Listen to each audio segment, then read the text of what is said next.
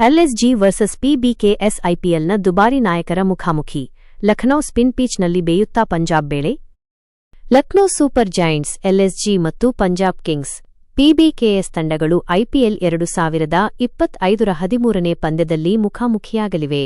ಪಂದ್ಯವು April 1ರಂದು ಸಂಜೆ 7:30 ಗಂಟೆಗೆ ಲಕ್ನೋದ Bharat Ratna Shri Atal Bihari Vajpayee Ekana cricket ಕ್ರೀಡಾಂಗಣದಲ್ಲಿ ನಡೆಯಲಿದೆ.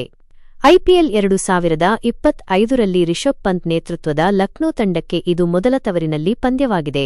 ಪಂಜಾಬ್ ಕಿಂಗ್ಸ್ ಗುಜರಾತ್ ಟೈಟಾನ್ಸ್ ವಿರುದ್ಧ ಗೆಲುವು ಸಾಧಿಸಿದೆ. Lucknow super Giants Sunrisers Hyderabad ತಂಡವನ್ನು ಮಣಿಸಿದೆ.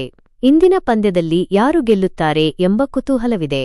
ಲಕ್ನೋ ತಂಡದಲ್ಲಿ Rishabh Pant, Nicholas Pooran, Mitchell Marsh, Shardul Thakur ಮತ್ತು ಡೇವಿಡ್ ಮಿಲ್ಲರ್ ಅವರಂತಹ ಪ್ರಮುಖ ಆಟಗಾರರಿದ್ದಾರೆ.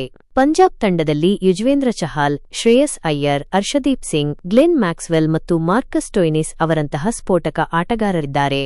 ಉಭಯ ತಂಡಗಳು ಬ್ಯಾಟಿಂಗ್ ಮತ್ತು ಬೌಲಿಂಗ್ ಎರಡರಲ್ಲೂ ಬಲಿಷ್ಠವಾಗಿವೆ. ಲಕ್ನೋ ತಂಡದ ಬ್ಯಾಟಿಂಗ್ ಬಲಿಷ್ಠವಾಗಿದೆ. ಪಂಜಾಬ್ ತಂಡವು ವಿಭಿನ್ನ ಬೌಲಿಂಗ್ ಅಸ್ತ್ರಗಳನ್ನು ಹೊಂದಿದೆ. ಕಳೆದ 3 ಪಂದ್ಯಗಳಲ್ಲಿ ಲಕ್ನೋ ಪರ ನಿಕೋಲಸ್ ಪೂರನ್ ಮತ್ತು ಮಿಚೆಲ್ ಮಾರ್ಷ್ ಉತ್ತಮ ಬ್ಯಾಟಿಂಗ್ ಪ್ರದರ್ಶನ ನೀಡಿದ್ದಾರೆ.